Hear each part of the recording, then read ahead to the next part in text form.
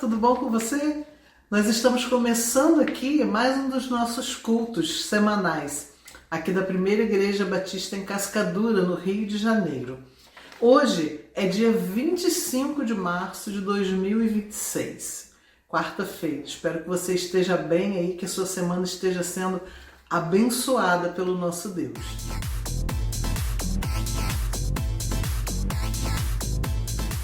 No culto de hoje, nós vamos falar sobre uma coisa que, em geral, o ser humano não gosta muito, de esperar. Esperar em Deus. É isso que a Bíblia nos orienta em vários textos bíblicos e hoje nós vamos acompanhar dois desses textos. O primeiro está lá no Salmo 119. Eu vou ler com vocês os versículos 77 e 81. Leia aí comigo. Venham sobre mim as tuas misericórdias, para que eu viva, pois na tua lei está o meu prazer. A minha alma desfalece, aguardando a tua salvação, porém espero na tua palavra. Mesmo a minha alma desfalecendo, mesmo eu sofrendo, às vezes ansiosa, que a Bíblia também nos orienta a não estar ansiosos, mas nós como seres humanos às vezes não conseguimos nos controlar, não é mesmo? Mas mesmo assim, a Bíblia nos orienta, espera em Deus. Antes de continuar para o segundo texto, eu quero relembrar com você uma música que nós já cantamos muito nos nossos cultos, que fala: eu espero em ti, pois sei que tu és fiel, e também sei que os teus caminhos são mais altos do que os meus. Vamos então cantar?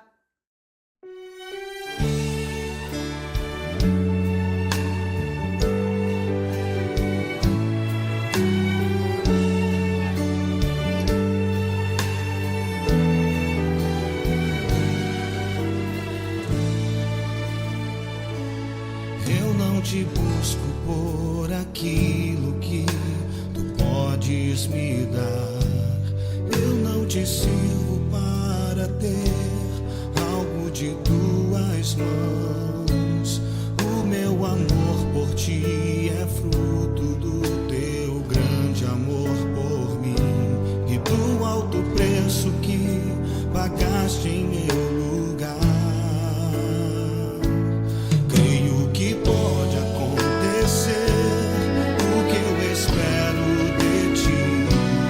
Porém, se não acontecer, ainda assim te louvarei. Eu espero em ti, pois sei que és fiel, mas eu também sei que teus caminhos são mais altos. Não importa quando, como ou se acontecerá, para sempre eu te servirei.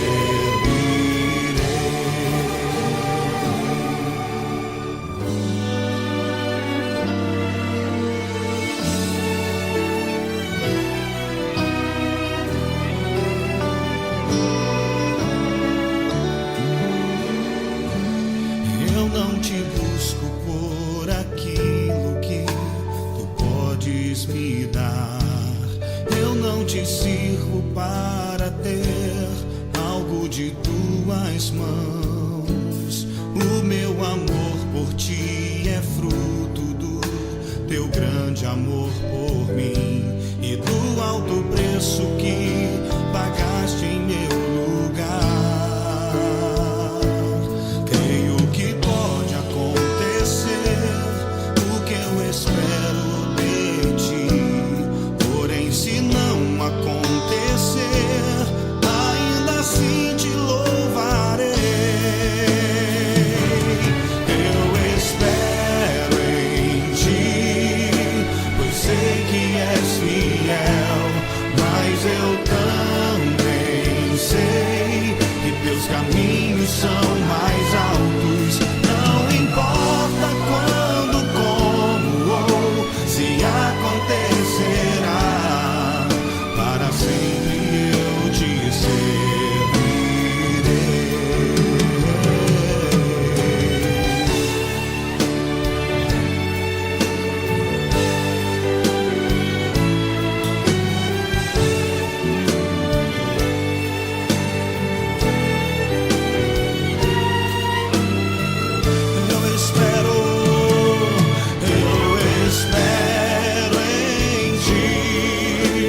pois sei que és fiel, mas eu também sei que teus caminhos são mais altos. Não importa quando, como ou se acontecerá, para sempre eu te servirei,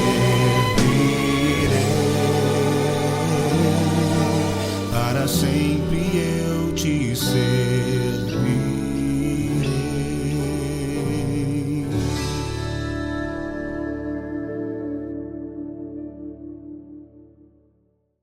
Tem outro texto bíblico que eu quero ver com vocês aqui hoje, que talvez seja um dos mais conhecidos em termos de paciência, de esperar no Senhor, que é o Salmo 40. Os 3 primeiros versículos, eles dizem assim, leia na tela comigo. Esperei confiantemente pelo Senhor, e ele se inclinou para mim e me ouviu quando clamei por socorro. Tirou-me de um poço de perdição, de um tremedal de lama. Colocou-me os pés sobre uma rocha e me firmou os passos. E me pôs nos lábios um novo cântico, um hino de louvor ao nosso Deus. Muitos verão essas coisas, temerão e confiarão no Senhor. A certeza que nós temos é de que enquanto nós esperamos no Senhor, Ele se inclina para nós e ouve o nosso clamor. Não é que Ele não está nos ouvindo, é que Ele sabe o momento certo de nos atender. Então eu te convido agora a parar um pouquinho, dar uma pausa aí no vídeo e orar a Deus para que Ele aumente a sua paciência, para que Ele te ajude a confiar e a esperar até que chegue o tempo dele. E depois que você orar, liga novamente aqui, dá um play no vídeo e vem ouvir comigo esse arranjo lindíssimo desse salmo. O compositor pegou o Salmo 40, fez um arranjo lindo para coro, inclusive, e eu consegui colocar aqui para vocês hoje, para vocês ouvirem. Esperei confiantemente no Senhor. Que essa seja, não só hoje, mas todos os dias, a nossa realidade.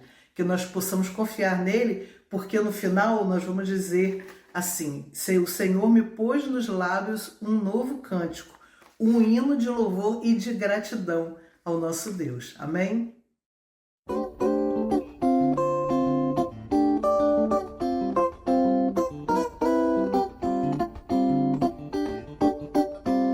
Esperei confiantemente no Senhor, e Ele se inclinou para mim.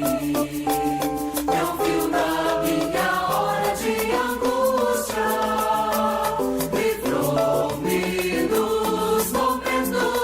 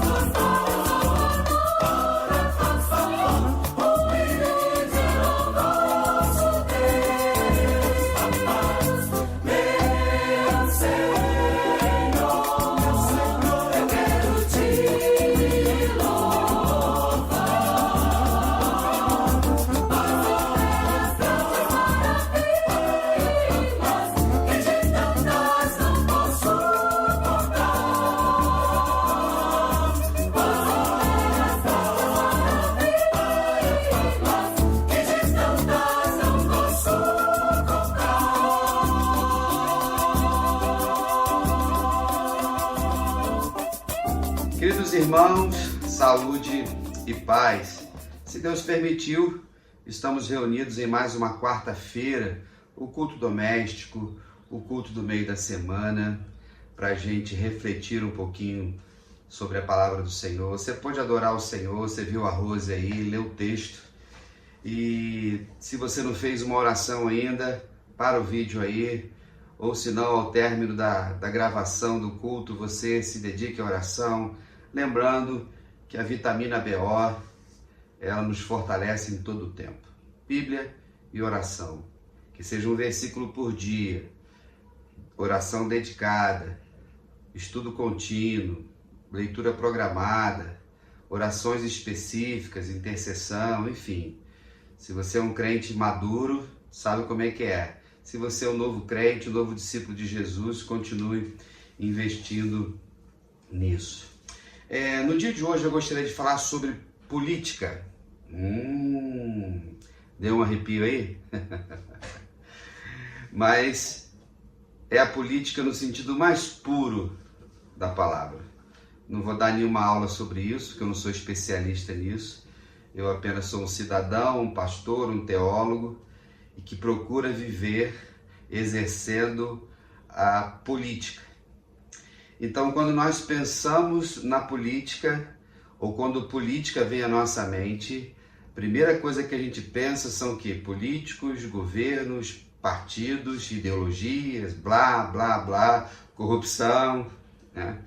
E estamos no ano eleitoral, onde as eleições são majoritárias, onde nós elegeremos deputados estaduais, federais, governadores, senadores e presidente da República.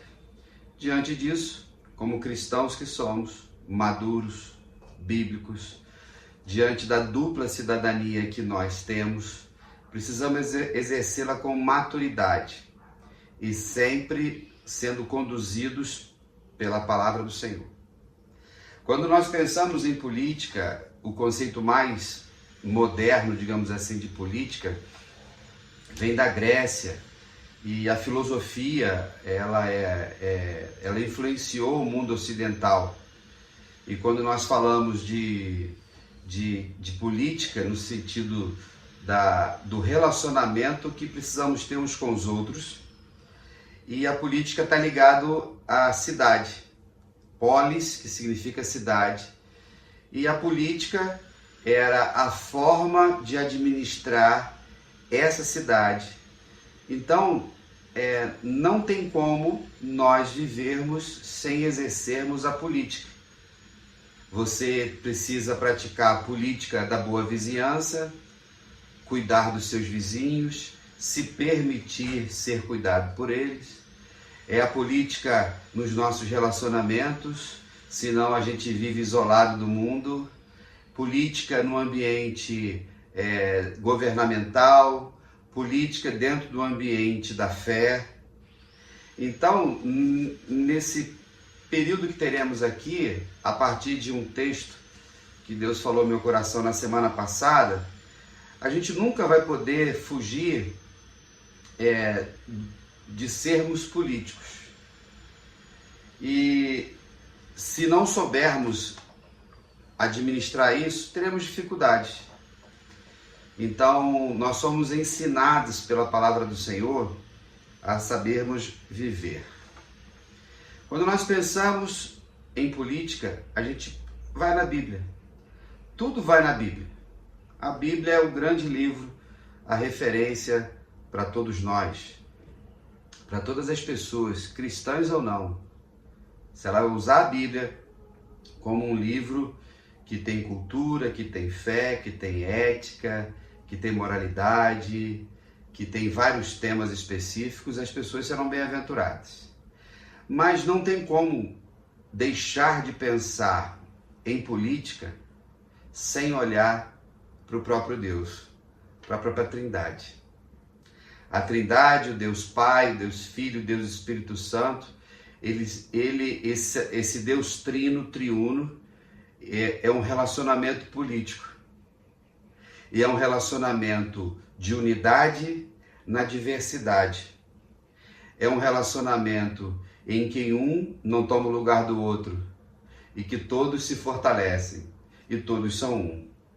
É um grande mistério. Mas quando nós estudamos a palavra do Senhor e vemos a manifestação política de Deus, a gente vê isso na organização do mundo, na organização da criação.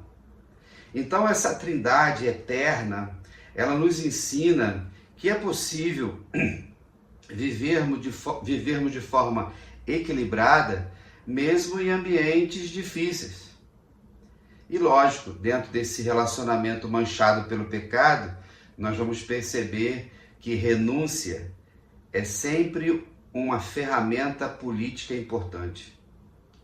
Sabedoria e tantos outros sentimentos.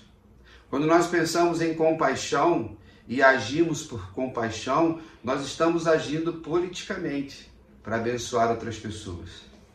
Quando nós olhamos então para a palavra do Senhor, para o modelo teológico político, dessa unidade que eu falei, dessa comunhão amorosa e não autoritária, é algo que promove o bem comum de todos.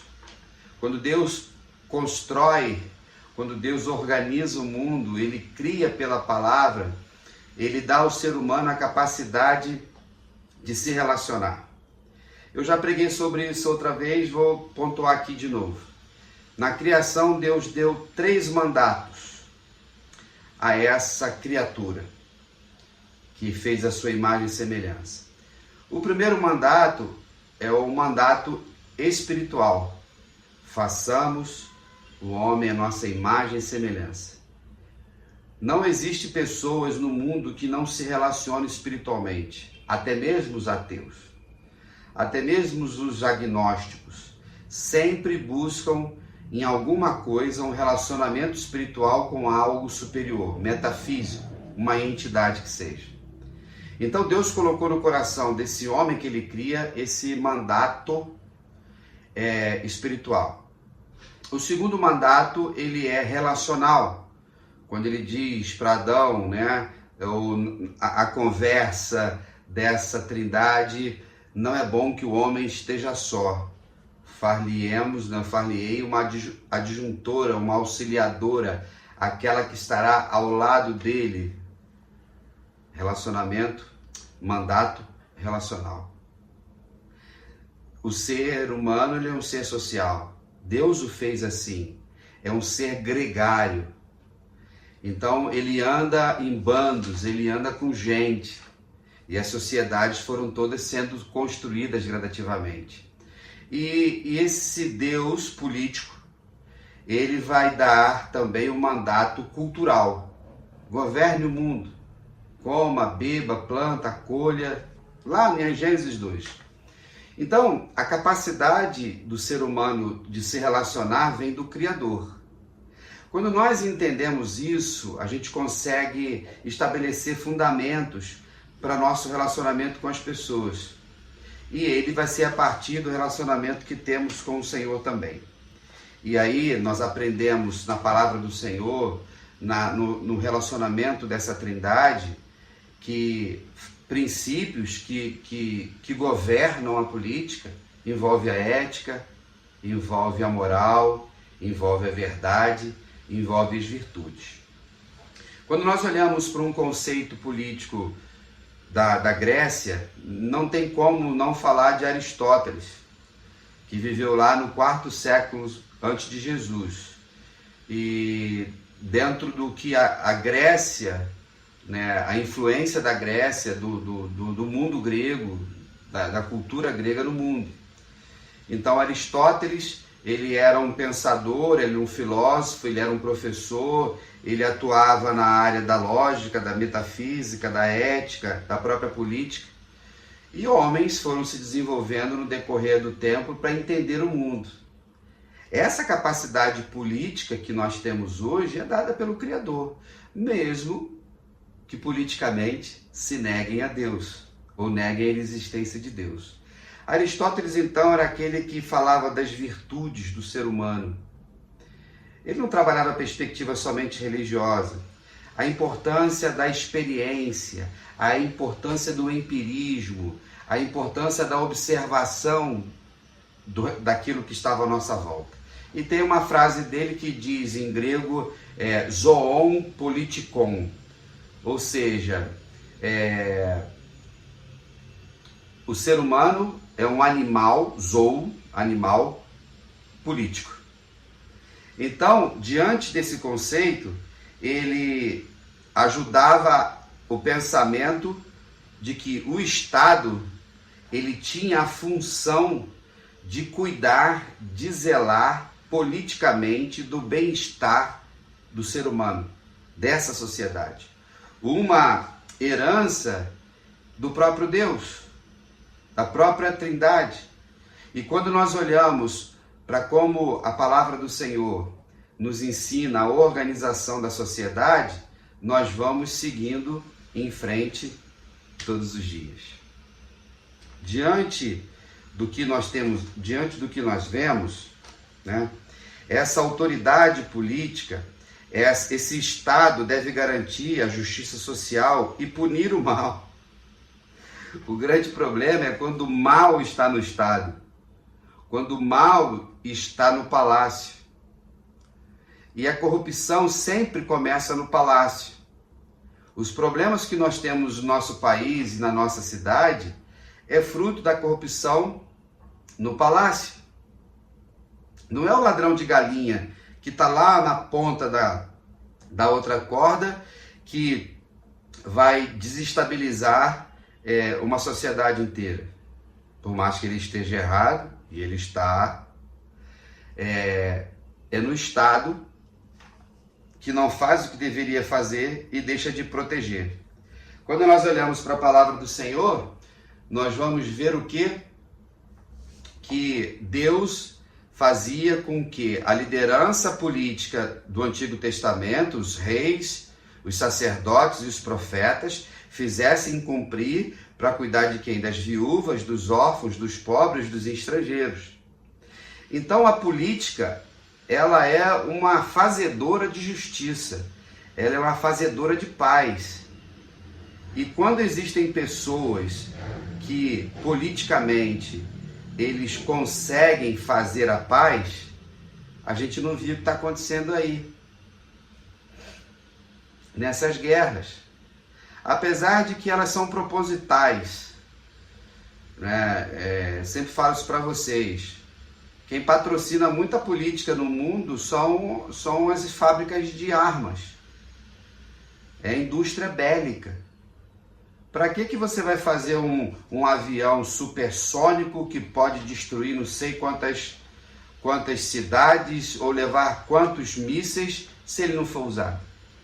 Para que ter drones que enxergam durante a noite e que podem levar bombas se não tiver uma encrencazinha? É tudo orquestrado. E isso a gente sabe quem está por trás disso tudo. É o anticristo, é Satanás, é a antiga serpente. Quando nós pensamos nessa questão do Estado, eu citei aqui Aristóteles, que junto com Platão e Sócrates são considerados a trindade, né? Trindade da filosofia, e eles trouxeram grandes contribuições para a sociedade e o mundo moderno, que a gente fala, para a sociedade civilizada.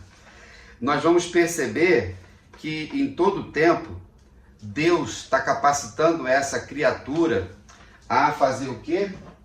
A buscar, deixa eu melhorar aqui o ar-condicionado aqui, porque de repente ficou calor. E hoje está um calorzinho no Rio, né? Graças a Deus. Quando nós vemos esse ser humano capaz, vai fazer com que as coisas funcionem de uma forma melhor. Mas a gente sabe, queridos irmãos, que o pecado, ele manchou.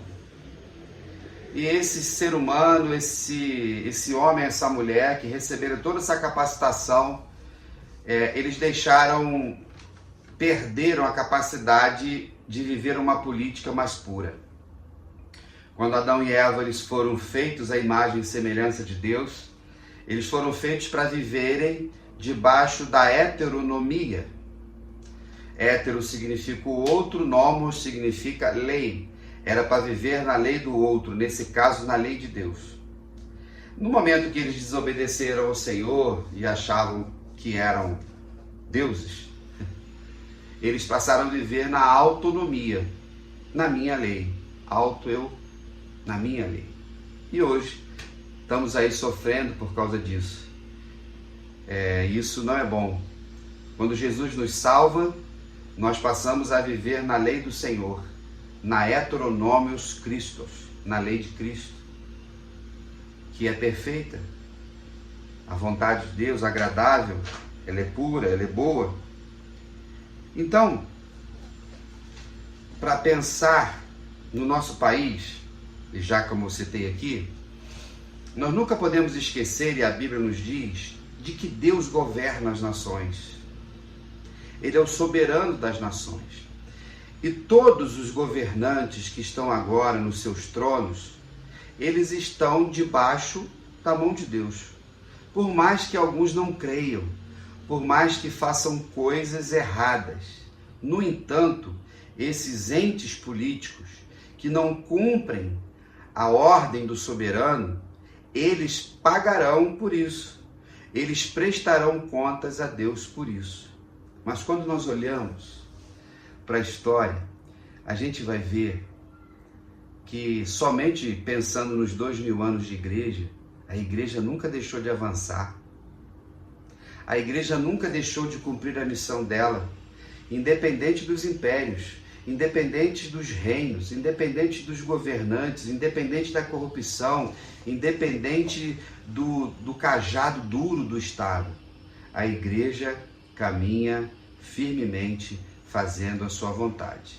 E como vocês sabem, estamos em campanha de missões mundiais, porque ele vive e voltará, vamos completar a missão. E no final do culto, nós vamos cantar a música oficial, que é linda.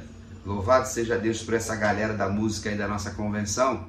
Quando nós olhamos para os desafios da igreja, a gente só precisa entender que a igreja, a política da igreja é o evangelho. De que o evangelho ele está na custódia da igreja, na proteção da igreja, na custódia da Bíblia, não do Estado. Então nós somos cidadãos ordeiros, nós somos cidadãos que cumprimos a lei e precisamos, nós somos então atores importantes nisso tudo, e nós só temos um chamado à desobediência da lei, quando a lei estabelecida pelo Estado, ela vai contra a lei de Deus. Como diz o texto, melhor obedecer a Deus do que os homens.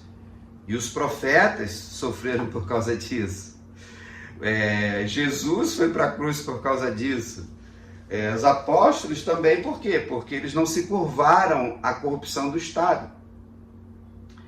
Então eu como cidadão e como pastor, professor, teólogo, esse ambiente de dons e talentos que Deus vai nos dando, do jeito que a coisa anda, irmãos, daqui a pouquinho eu vou para a cadeia. Que isso, pastor? É só sair uma lei que todo pastor vai ser obrigado a casar homem com homem, mulher com mulher, homem trans com mulher trans com homem trans. Quando surgir essa lei e alguém bater lá na PIB de Cascadura ou qualquer outra igreja que eu possa estar amanhã, eu vou dizer não, porque a lei de Deus, a política de Deus diz que não. Aí, vou denunciar você. Eu falei, pode ir, já estou acostumado. A delegacia é lá na 29. Aí eu vou para a cadeia, vou ser processado. Por quê? Porque nós vemos a corrupção na política. A situação está tão estranha, vou até abrir um parênteses, que um médico, ginecologista, as irmãs sabem o que significa isso, ele foi preso na França, porque chegou lá uma mulher trans. O que é uma mulher trans? É um homem que quer ser mulher. Aí ele foi no ginecologista. O médico, então, não o atendeu, dizendo que ele não tinha especialidade para ele. E houve um escarcéu, houve uma denúncia, ele foi preso. O que um ginecologista vai fazer num homem? O homem continua, essa mulher trans continua tendo próstata.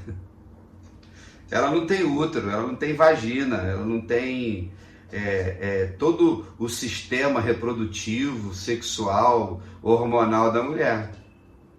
Fecha parênteses.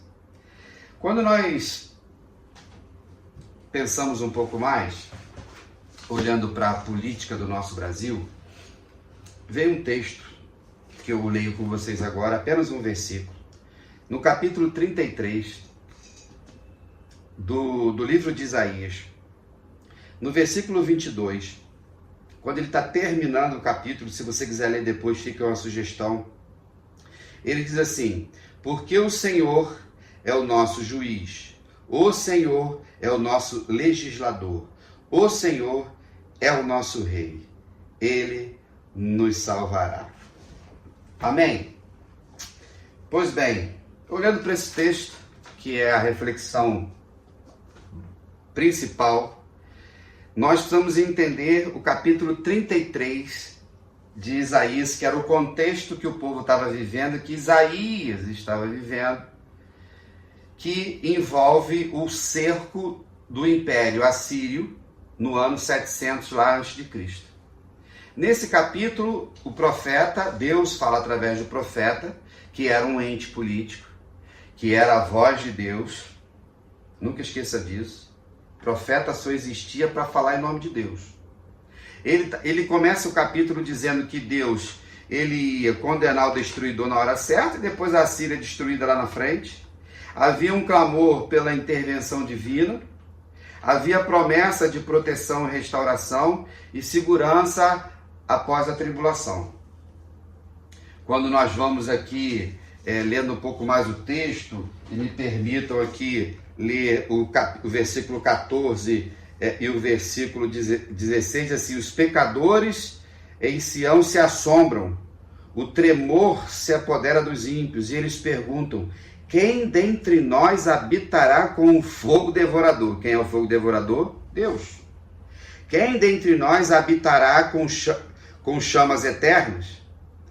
O que anda em justiça, o que fala o que é reto, o que despreza o ganho da opressão, ou seja, o suborno, o que com gestos de mãos recusa o suborno, o que tapa os ouvidos para não ouvir falar de homicídios e fecha os olhos para não ver o mal. Olha o que o profeta fala de conduta política, de conduta ética, de conduta moral. De que apesar dos pecados que as pessoas tinham, era possível viver dentro de um ambiente que agradava o Senhor. Então quem poderá? Integridade, recusar o suborno. Isso envolve o que, irmãos? Quando ele fala assim, tapar os olhos e os ouvidos, é recusar participar de violência e corrupção. Esse capítulo, então, fala da santidade de Deus e que convida esse homem para essa santidade. Então, quando nós olhamos aqui nesse pequeno texto e olhando para a realidade do mundo, do nosso país, falei que nós devemos obedecer ao Estado, nós temos que orar pelo Estado. Quando a gente fala de Estado, irmãos, de um modo geral, as três esferas município, né, o Estado e o federal. Nessas três instâncias governamentais, nós precisamos orar por eles. Oramos pela conversão deles, oramos para que eles cumpram o que a Constituição diz, oramos muitas vezes para que alguns sejam presos, e o negócio está ficando danado, hein? E daqui a pouquinho eu falo mais sobre isso. E quando nós pensamos em política, nós precisamos pensar em três esferas, né? Então, o que nós temos aqui? Nós lemos o texto de que o Senhor é o nosso juiz. O nome já diz. É o Deus que julga, mas ele faz isso com justiça e graça. A gente aponta para o judiciário. Nosso Brasil, nosso país, tem 3 níveis de governo. Então, são 3 esferas que são independentes, é uma trindade. Eu tô abordando o tema da trindade também aqui. Então, é uma trindade. Eles precisam falar sobre si, entre si. Eles precisam fortalecer uns aos outros. Mas a gente sabe que existe uma briga entre eles. Então, Isaías está dizendo que naquele contexto que estava, para o povo ficar tranquilo, porque Deus era o juiz. Significa o seguinte, a última palavra é sempre dele. Então esse Deus que julga com justiça, esse Deus que é o juiz supremo, é aquele que tem o poder sobre todas as coisas. Todas as coisas. E aí somos chamados então a vivermos na perspectiva da justiça dele. Ele vai dizer que esse Senhor, e se você olhar na sua Bíblia aí, está escrito Senhor em letras garrafais, que é o Todo-Poderoso. Nesse momento aí ele não está falando de Elohim como Criador, ele está falando do Deus El Shaddai, Todo-Poderoso, Adonai, o Senhor. É interessante esses nomes de Deus que revelam o que ele é. Então esse Deus, ele é o justo juiz. A gente tem lidado com o ambiente do judiciário nesses últimos 4 anos e a gente tem visto uma postura completamente antagônicas em determinados juízes. E é interessante como um mesmo documento, né, que foi levado para os processos, todos sabem disso, era um copia-cola, até os nomes eram os mesmos e não eram os mesmos, né? A preguiça de se fazer um bom texto numa petição, como vários juízes interpretaram, a maioria interpretou de um jeito, que é o seguinte: a Assembleia Soberana, ela toma suas decisões. Outro juiz tomou de um jeito, o outro quis fazer uma audiência, o outro quis fazer perícia nos documentos, tudo vai caminhando e a gente vai aprendendo politicamente como é que as coisas funcionam. Agora, nem todo juiz é justo, nem todo juiz é íntegro, nem todo juiz é honesto e a gente está aí no sufoco. A gente sabe, queridos irmãos, que existe corrupção no STF, no STJ, nas esferas.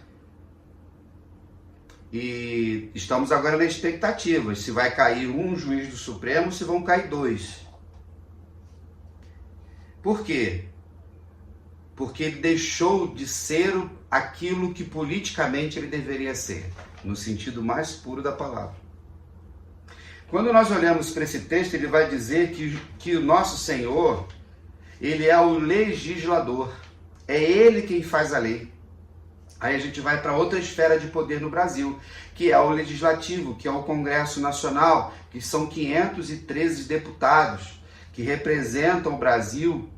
Ainda temos os senadores, são aqueles que acabam aprovando, mas temos as esferas também na cidade, que aqui no caso é a Câmara dos vereadores e a Assembleia Legislativa, que legislam, eles fazem as leis para o bem-estar do povo, para que haja justiça social, para que haja segurança, para que haja educação. O nosso Deus é aquele que já legislou. Nós temos a lei aqui nas Sagradas Escrituras, feitas com santidade, e se nós, ou se o ser humano no mundo vivesse por ele, nós não viveríamos a desgraça que vivemos hoje. Tristezas, violência, fome. 1 milhão de pessoas passam fome todos os dias no mundo, irmãos. Se você almoçou hoje, tomou um cafezinho, jantou, vai jantar, sempre ore agradecendo. Aqui a gente tenta minimizar algumas coisas. Então esse Congresso Nacional, no nosso caso, como as esferas precisam produzir leis que melhorem a vida das pessoas.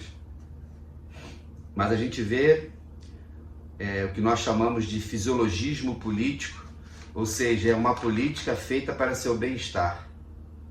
É uma política feita para os seus interesses partidários.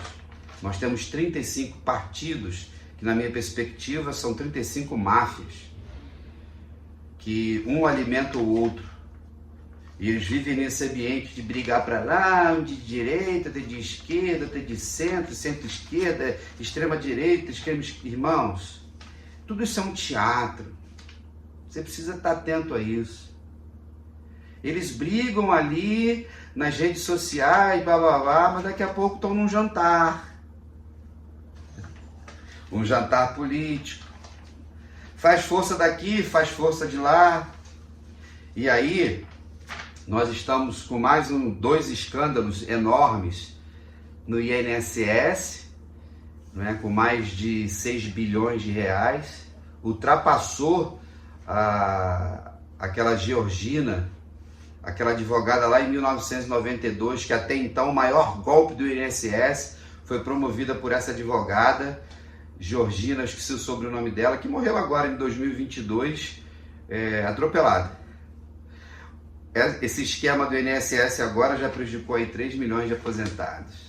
E agora temos o Banco Master, que segundo alguns entendedores de política e especialistas, cientistas políticos eu não sou, eu sou apenas um leitor, um estudante ávido, um observador ávido para eu entender o meu mundo e tentar ajudar os irmãos como sociedade civil reunida na igreja, de que esse Banco Master talvez mexa com a estrutura republicana do nosso país, que vai ultrapassar a Lava Jato.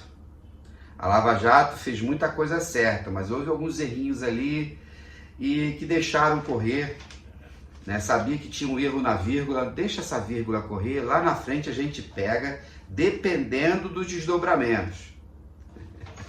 Aí bota na cadeia, tira da cadeia, bota devolve dinheiro, aquele papo todo, aquele teatro todo. E dizem alguns que agora o Banco Master vai arrebentar muita gente, de esquerda, de direita e de centro, porque, irmãos, é o dinheiro, é Baal que governa o mundo. O apóstolo Paulo escreveu a Timóteo, diz, o amor ao dinheiro é a raiz de todos os males, é a ganância, queridos. E aí não tem política que dê certo se o que importa é o dinheiro. E aí nós estamos aí. Já se fala em quase 60 bilhões de desvios de dinheiro, de esquemas envolvendo muita gente, muito político. E irmãos, precisamos orar. Não achar que Deus tem um lado. Para com isso. Para com isso. Deus governa tudo.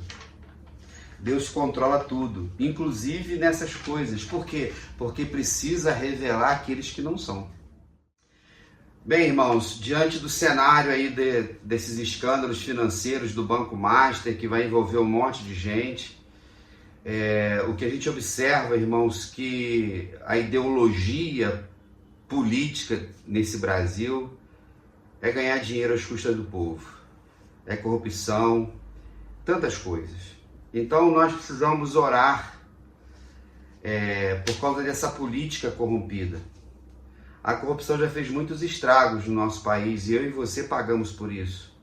A violência que está à nossa volta é fruto do mau exemplo daqueles que estão na liderança, que deveriam então fazer cumprir a lei.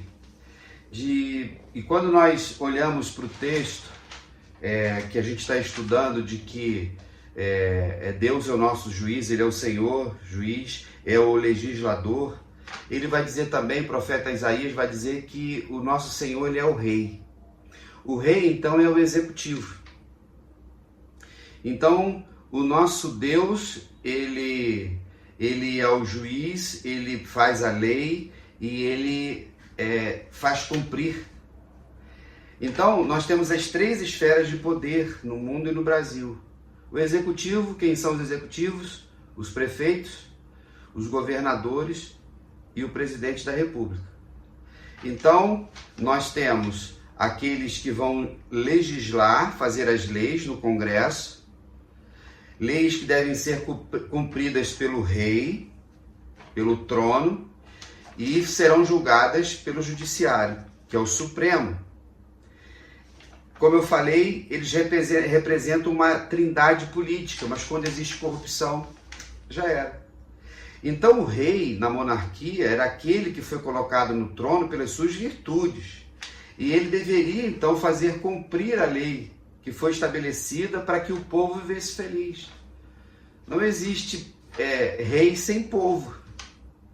Poderia existir povo sem rei que é o que a gente tem hoje, que é a democracia. Não é a melhor das melhores, mas é o que a gente tem. Então, quando o profeta Isaías está falando para esse povo diante do cenário, ele termina assim: ele nos salvará. O Senhor sempre nos salvará. O Senhor sempre vai fazer intervenções. Vão acontecer injustiças, vai acontecer tristezas e dores, vão acontecer, mas chegará o momento em que o justo juiz, todo mundo vai ter que chegar para conversar. Diante disso, domingo passado eu falei de púlpito e pedi oração por ele, que eu já venho observando ele já há algum tempo, e ele é o mais novo juiz da Suprema Corte, que é o pastor André Mendonça. É um pastor presbiteriano com um histórico de carreira jurídica, de ética, de serviço, técnico, e um homem que quando fala nos dá uma nos dá uma tranquilidade, e Deus o colocou como relator desses dois processos aí, do INSS e do Banco Master. Ore por ele, porque a gente sabe que vai vir muita coisa, e foi o Senhor quem o colocou lá. Outros ali, né, no Supremo são gente do bem, mas tem outros que não são tão confiáveis. Diante disso, queridos irmãos, precisamos entender que Deus está sempre presente no judiciário, no legislativo e no executivo. Vale ressaltar que essas três características do Senhor envolvem a Trindade: o Deus Pai, que é o juiz, o Deus Espírito Santo, que legisla, nos ensina a lei, coloca a lei em nosso coração, e Jesus, que é o Rei, que ele deu um grande exemplo do que é governo politicamente santo, politicamente justo, politicamente perfeito. Aleluia por isso.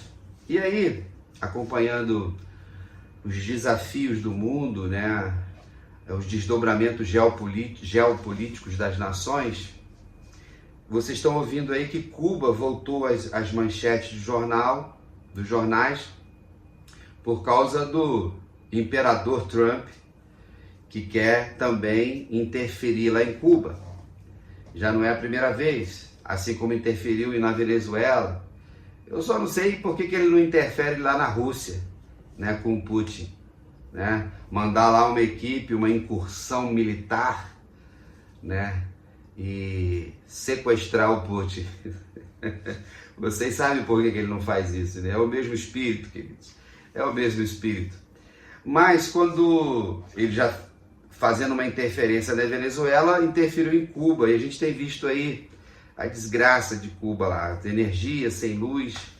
E a Cuba, que é uma ilha, uma ilha do Caribe, desse mar belíssimo, ela não é uma ilha redonda. A gente sempre pensa que uma ilha é redonda. Ela é uma ilha longa, né, retangular.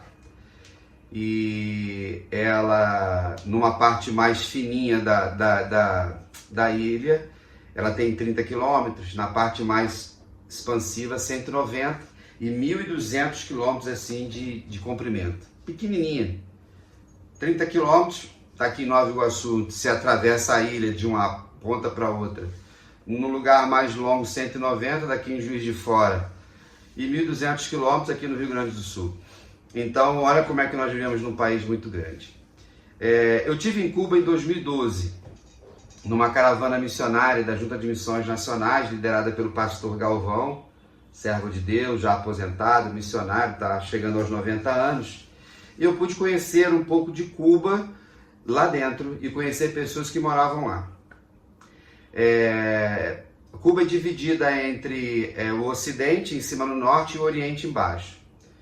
E Havana é a capital, fica no Ocidente, e outras províncias que eles chamam. Eu fiquei numa província chamada Matanzas, que quando eu estava chegando lá, fomos num grupo de pastores, estavam comigo o pastor João Soares da Fonseca, da PIB do Rio, tinha outro pastor também do interior, e gente da Bahia, gente do Nordeste. E foi um tempo bom de conhecer novos amigos e aprendemos um pouco na prática com quem está lá. E aí, quando eu cheguei na cidade, uma cidade, né, de litoral, Matanzas, eu no primeiro momento achei que aquele lugar poderia ser um lugar onde tivesse abatedouro, que matasse boi, alguma coisa assim, animal, mas não. Matanzas era um nome que significava um grande derramamento de sangue num período de perseguição naquela época, quando pessoas saíram ali da praia dessa cidade para tentar fugir para os Estados Unidos. São 400 quilômetros de distância daqui em São Paulo, então por isso que muita gente saía de Cuba.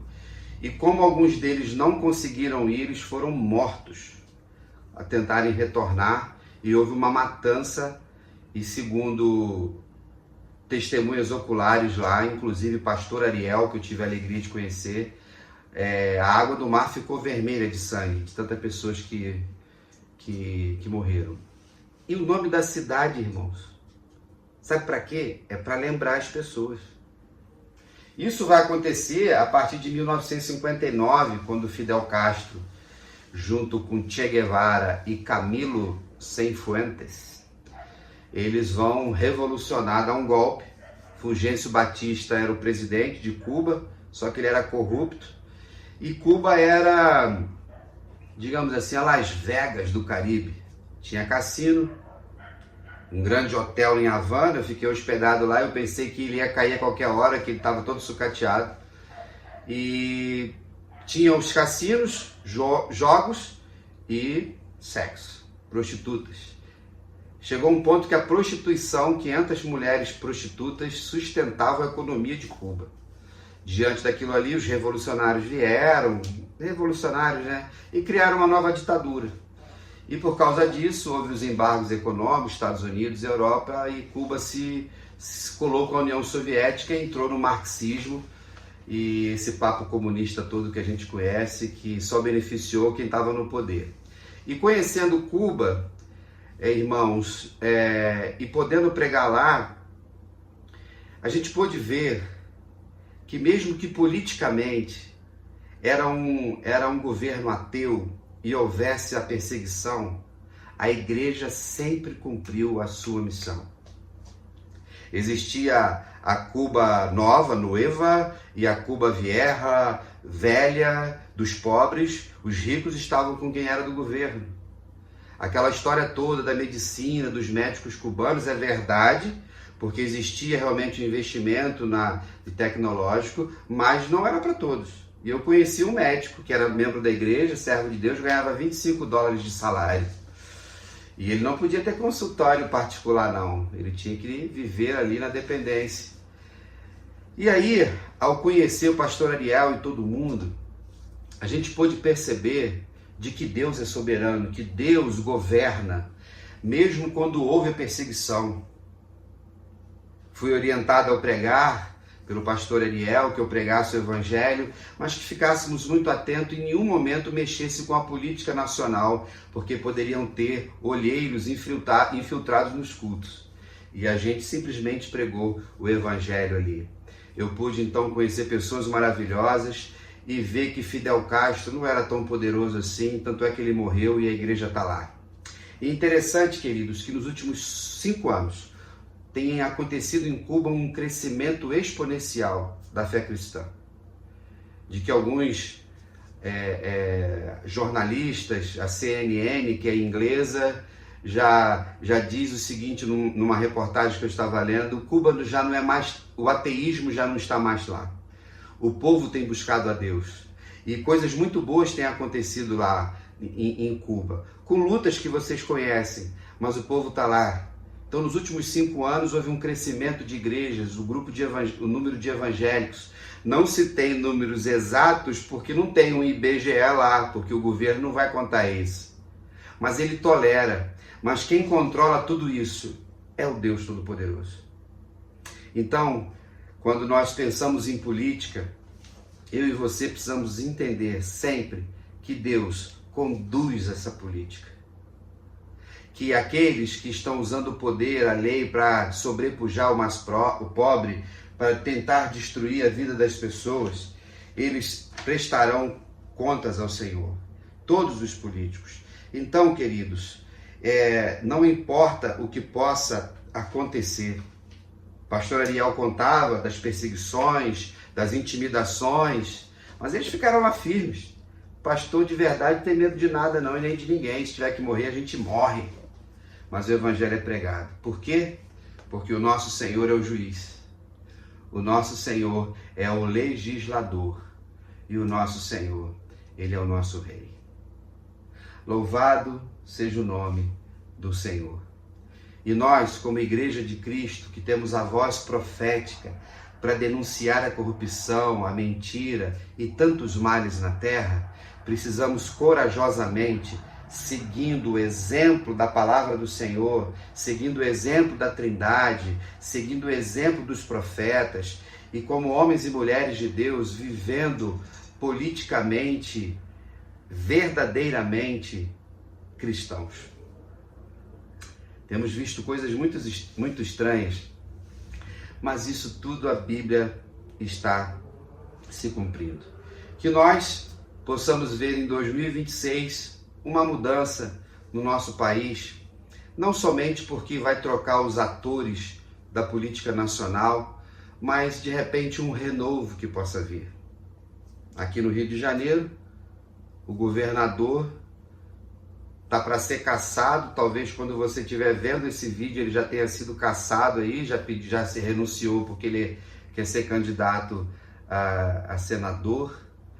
Nosso estado querido do Rio de Janeiro, tirando esse aí que não foi preso, mas pode ser cassado, os outros 5 governadores foram presos. Aí depois, milicianos, traficantes, violência, tudo no palácio, onde aqueles que deveriam exercer a política da forma mais pura para beneficiar o povo são aqueles que se alimentam da gordura da ovelha, se alimentam da simplicidade do povo brasileiro, e que nós como igreja nunca venhamos a nos curvar para esses fariseus. Muitos púlpitos estão dando lugar para esses mentirosos, e infelizmente a igreja chamada evangélica tem perdido a sua autoridade espiritual diante de tantos escândalos. E nesse banco master tem um pastor aí envolvido que já recebeu 190 milhões. E as igrejas estão servindo aí como laranjas para esses mercenários que infelizmente contaminam o nosso país, contaminam o que chamamos de igreja. Mas nós sabemos que o Rei dos Reis, que é o Senhor dos Senhores, continuará conduzindo esta igreja até a eternidade. E lá nós viveremos eternamente com o Senhor, sem pecados, e a política do amor, a política do louvor, da adoração, que só os filhos de Deus podem fazer. Amém, queridos? Louvado seja Deus. Lembrando que no próximo sábado a gente tem batismos lá na PIB de Cascadura. Novos irmãos, começando o ano, serão batizados, dando a sua profissão de fé, 19 horas. Todo mundo está convidado, leva um convidado, está convidado, leva um parente. Teremos um momento muito bonito e vamos ter um momento especial. Vamos ter um novo componente do Ministério de Louvor, um baterista novo, ó. Olha só, será quem é? Será um tempo muito legal. Logo após, teremos aquele encontro gostoso de comunhão, coquetel sempre muito bem feito. Não é isso? Os crentes não bebem nem fumam, mas a gente come. E come bem. Lá em Cascadura a gente come bem pra caramba. Haja dieta, Senhor, Deus e Pai. Queridos, agora você vai ficar aí com a música oficial da campanha de missões mundiais. Aqui, ó, porque Ele vive e voltará. Vamos completar a missão. Um grande abraço, fique na paz e até lá.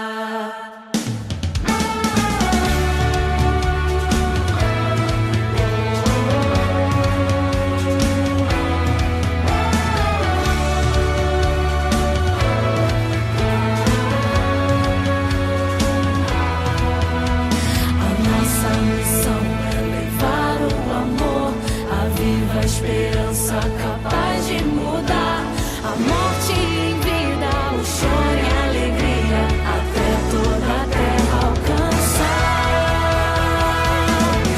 Aleluia, Cristo venceu, vivo está. Aleluia, o eterno Rei vem nos buscar. Aleluia, a nossa esperança, o Filho em breve voltará.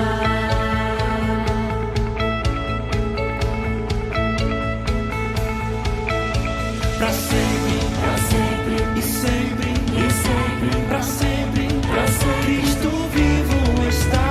Pra sempre, pra sempre, e sempre, e sempre, pra sempre, pra sempre, o Senhor reinará. Pra sempre, pra sempre, e sempre, pra sempre, pra sempre, vamos anunciar. Pra sempre, pra sempre, e sempre, pra sempre, pra sempre até Ele voltar. Aleluia, Cristo venceu, vivo está. Aleluia, o eterno Rei vem nos buscar. Aleluia, a nossa esperança, o Filho em breve voltará.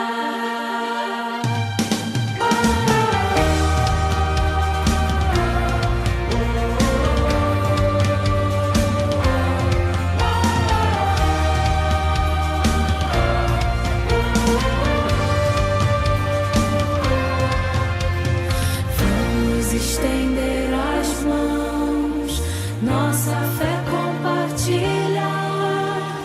Cristo é a resposta que o mundo aguarda, os filhos se manifestar.